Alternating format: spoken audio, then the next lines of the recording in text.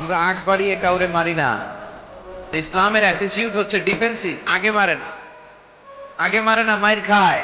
খাইতে খাইতে দেয়ালে যখন পিঠ থেকে যায় তখন কিছু মাইর দেওয়ার দরকার আছে না নাই?